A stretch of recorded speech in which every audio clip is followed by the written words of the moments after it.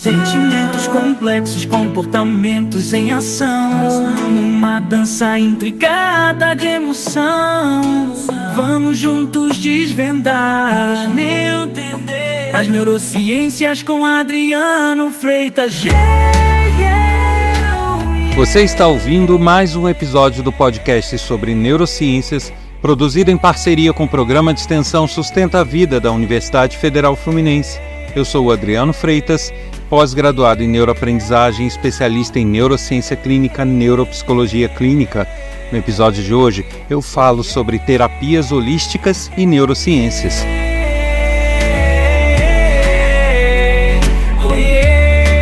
Na escola da vida. Quer colaborar com esse projeto, fazendo com que ele continue sempre trazendo novidades e informações bacanas para todos?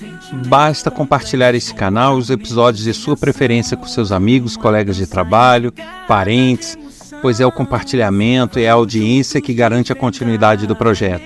E como eu sempre faço, convido todos a visitarem o meu site www.adrianofreitas.com, pois nele tem informações diversas sobre projetos que eu desenvolvo, trechos de aula, palestras e muito mais. E nos siga nas redes sociais, TikTok, Instagram e Facebook. Basta procurar por neurociência.af. E por último, para participar desse podcast enviando dúvidas, críticas, elogios, sugestões, basta escrever um e-mail para podcast@sustenta-vida.com ou mensagem de WhatsApp para o número 22 99 222 1003. Vamos juntos desvendar, entender as neurociências com Adriano Freitas. Eu já recebi diversos questionamentos pela internet sobre as terapias holísticas, às vezes com esse nome mesmo de terapias holísticas e outras vezes perguntando sobre meditação, sobre homeopatia e tantas outras terapias que são holísticas, né? Então eu resolvi fazer esse episódio para justamente discutir um pouquinho desse assunto, porque muitas pessoas têm a visão de que terapia holística não é ciência, não é científico. E outras já defendem que a terapia holística é o máximo. Mas será que realmente tem funcionalidade? Será que realmente é aplicável? Será que realmente é feita de forma correta? Então é isso que a gente vai discutir um pouquinho nesse podcast. As terapias holísticas, elas, na verdade, elas podem ser boas, cientificamente comprovadas, e elas podem não ser. Tudo depende do tipo de terapia holística. E é isso que eu vou tratar aqui. Então, para a gente começar, vamos entender do que se tratam as terapias holísticas, né? Recebem o nome de terapias holísticas aquelas que visam cuidar do ser humano, né? Cuidar dos indivíduos como um todo, né? Com uma visão global do ser humano. É diferente daquelas terapias onde você vê um problema da pessoa e vai focar naquele problema e tentar resolver aquele problema naquele local.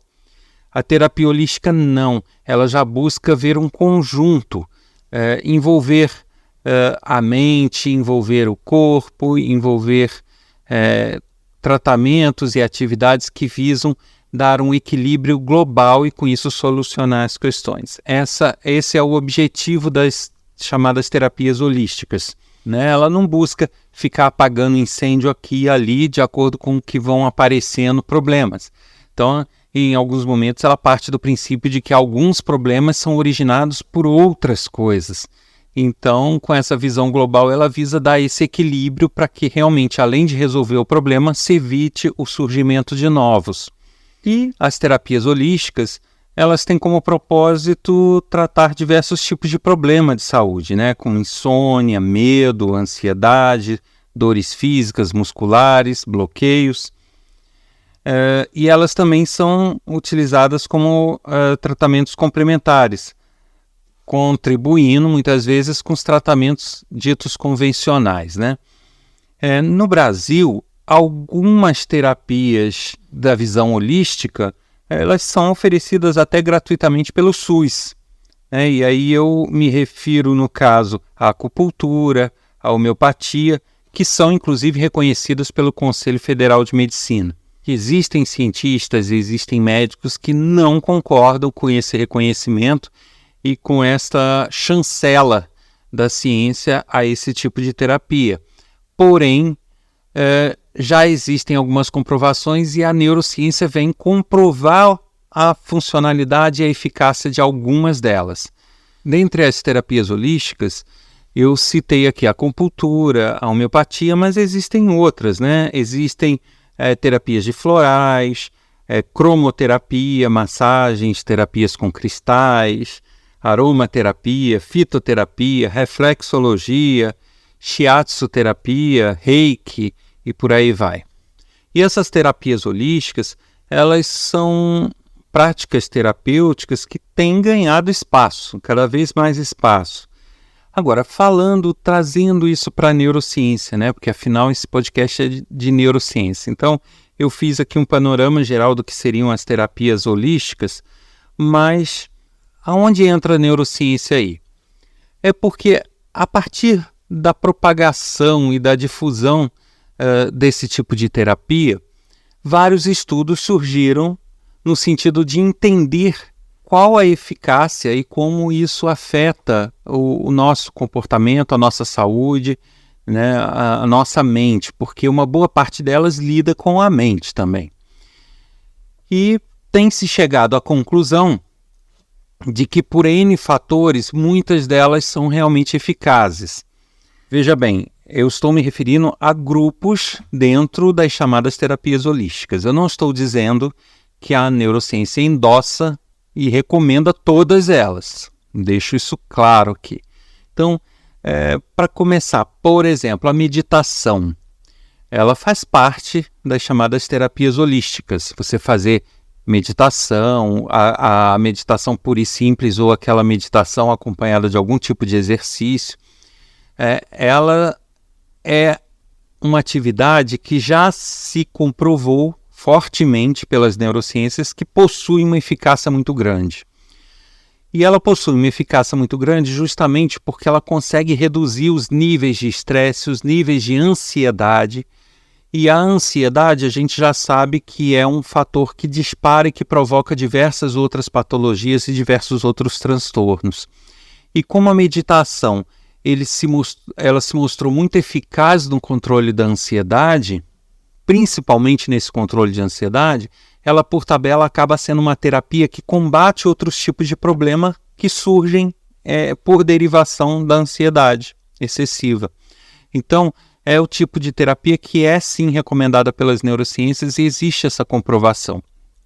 A meditação, ela consegue fazer com que a pessoa aos poucos vá prestando atenção nela própria e com isso ela vai pegando foco para si, né? Ela vai direcionando o foco para si e nisso ela vai conseguindo diminuir o giro, vamos dizer dessa forma aí da pessoa, e fazer com que ela se torne mais calma, mais paciente, mais focada, menos ansiosa. E isso, quando se torna uma rotina, quando você passa a ter essa prática de uma forma persistente, né, de uma forma recorrente, você não vai meditar só quando está na moda ou só no fim de semana, mas quando você adota isso como uma prática de vida e leva a sério, isso vai condicionando o nosso cérebro. Aquilo que eu sempre falo, nosso cérebro ele é muito condicionável.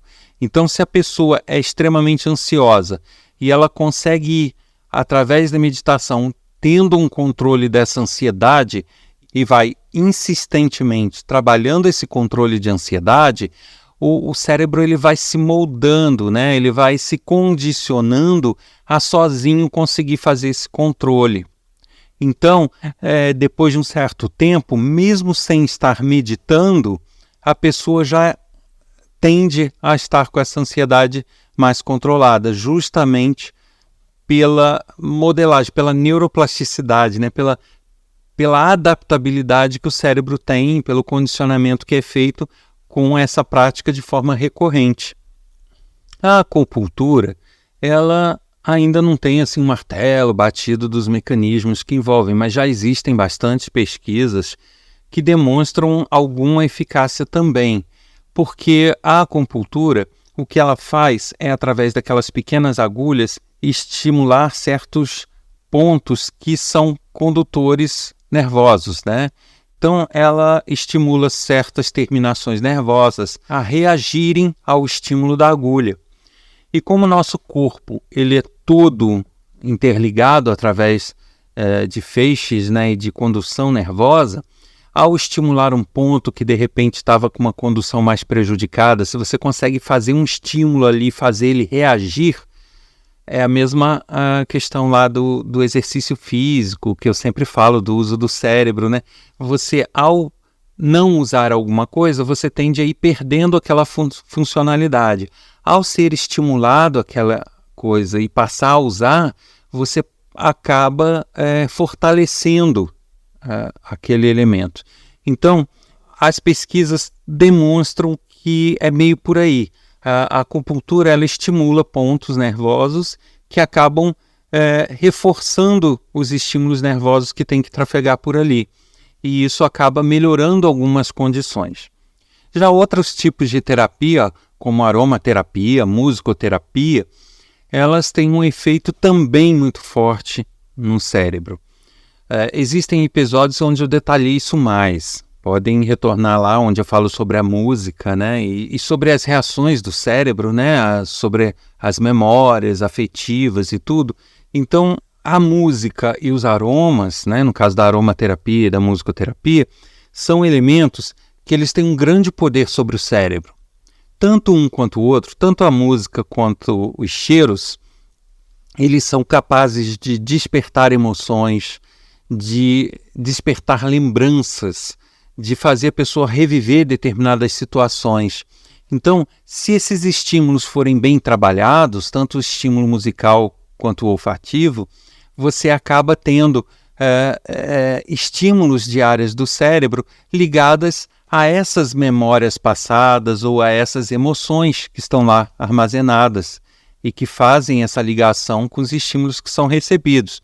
E isso faz com que o cérebro também reaja e estimule essas áreas, para que faça a pessoa reviver e fortalecer certas emoções, certas sensações e certos comportamentos. Então é verdade que a aromaterapia e a musicoterapia têm sim forte influência no cérebro. E, por tabela, a partir do momento que tem influência no cérebro, tem influência no nosso corpo, porque o cérebro acaba gerando comandos para o nosso corpo e reações. Então, todas essas terapias que eu estou falando, algumas já são comprovadas, indicadas, outras já estão perto disso. Tá? E agora, existem outras terapias onde ainda não há essa pesquisa já muito consistente. E aí a gente vai falar de cromoterapia, que é aquela terapia de cores, né? Apesar das cores terem também uma certa influência visual, mas elas não têm um poder tão forte quanto a música, quanto os odores, por exemplo. Mas, mesmo assim, a gente não pode dizer que essas terapias são ineficazes, são inócuas. Por quê? Uma coisa que eu já expliquei aqui no podcast, eu vou sempre fazendo essas referências quando eu já expliquei, para que vocês procurem o episódio correspondente se quiserem mais informações. Mas eu já expliquei que o nosso cérebro, ele também tem um efeito que ele reage, né, chamado de efeito placebo, que é não necessariamente quando aquilo fisicamente faz bem para a pessoa, mas é quando ela acredita que faz. Então, o acreditar que faz bem já é um bem, percebe? Então, eu posso acreditar que tomando um copo d'água de manhã todos os dias, eu vou ter uma melhora em algum sentido. Se eu acreditar muito fortemente naquilo, eu vou ter alguma melhora. Pode não ser toda que eu gostaria, mas eu vou ter, justamente por acreditar naquilo. Então, o cérebro ele vai se moldando e vai criando condições para receber aquilo ali como realmente algo que vai fazer um efeito agradável, um efeito que vai ter algum benefício. Então, as terapias, uma boa parte delas, já existe algum tipo de comprovação, ou porque controlam a ansiedade, ou porque melhoram o foco, outras porque estimulam emoções, estimulam memórias, outras por nada disso, outras até o momento o que se tem é isso, elas exercem nas pessoas que as seguem um forte efeito placebo. E aí a gente pode dizer, assim como é um trabalho com cores, poderia ser um trabalho com alguma outra coisa, com plantas, ou poderia ser um trabalho com desenho, sabe? Porque tudo isso vai depender da disposição, né? Da predisposição e da vontade de querer melhorar com aquilo. É um chamado efeito placebo. Eu estou dando exemplos aqui, tá, pessoal? Falei, e desenho e tal, não quer dizer que o desenho não tenha a sua comprovação. Eu estou citando atividades aqui aleatórias só para a gente entender o processo. Mas o importante é a gente saber isso. As terapias holísticas existem. Para quem realmente acredita e gosta, é um ótimo complemento às terapias convencionais, sem dúvida alguma. Então a gente não vai dizer, elas vão fazer mal. Não vão, tá? Elas vão trazer benefícios. Mas a gente precisa ter um cuidado. E aí sim é que entram os avisos, né? A gente fala que a meditação é bom, musicoterapia é bom, e por aí vai, né? Só que, ao contrário do que muitas pessoas falam, que se não fizer bem, mal não faz, a gente precisa ter um cuidado, porque não é bem assim, tá?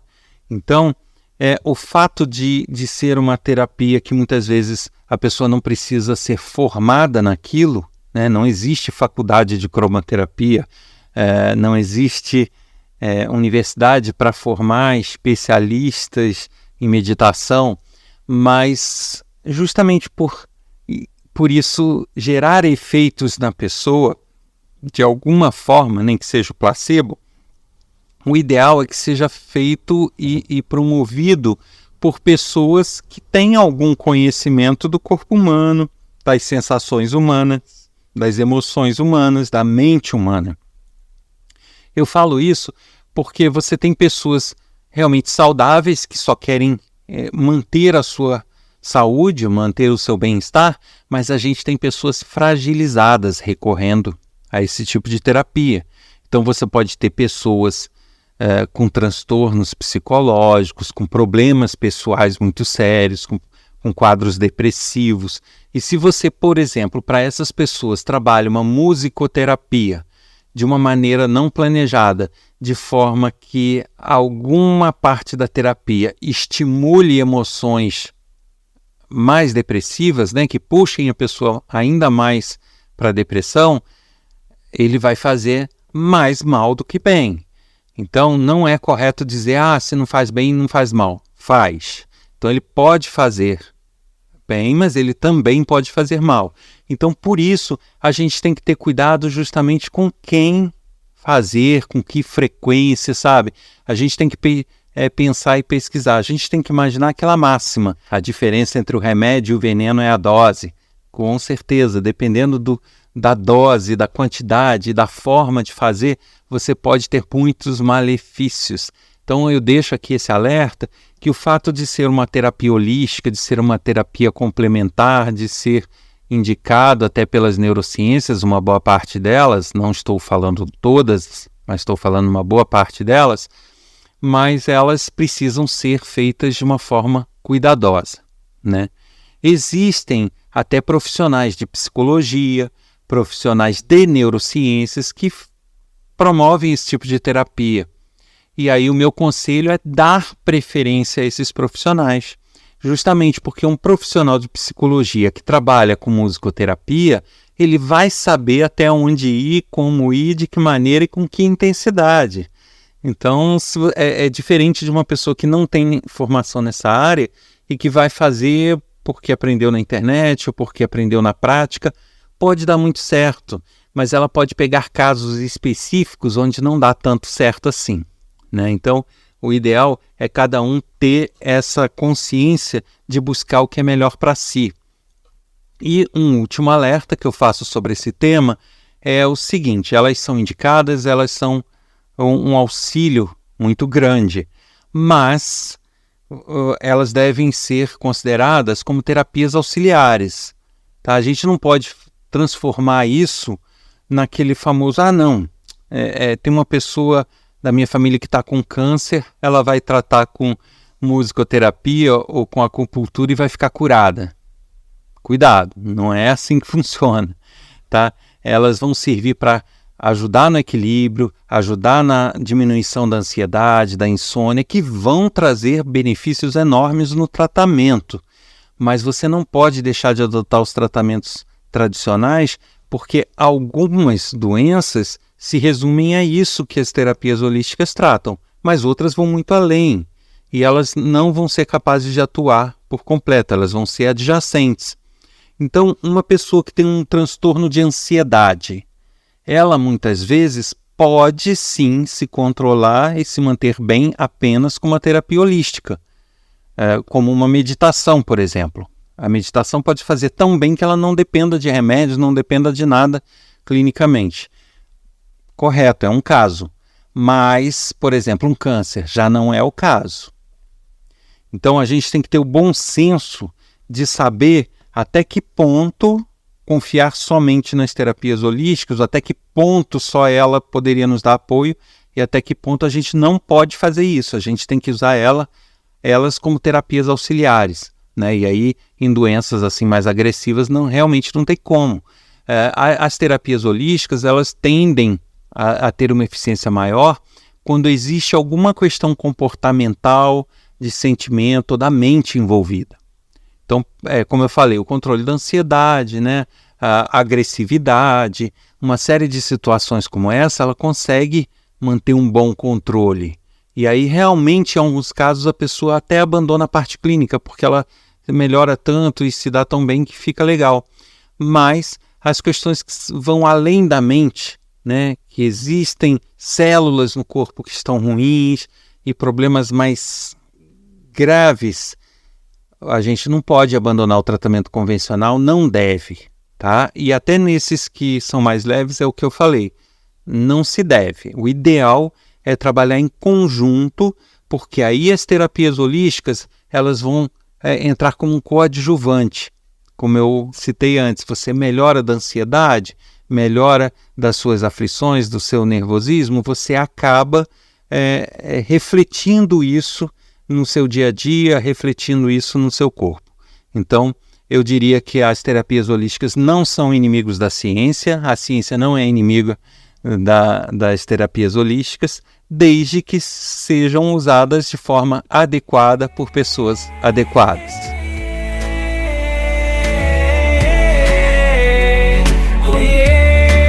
Na escola da vida aprendemos a... Você ouviu mais um episódio do podcast sobre neurociências, produzido em parceria com o Programa de Extensão Sustenta a Vida da Universidade Federal Fluminense. Eu sou Adriano Freitas, especialista em neurociência clínica, neuropsicologia clínica, pós-graduado em neuroaprendizagem.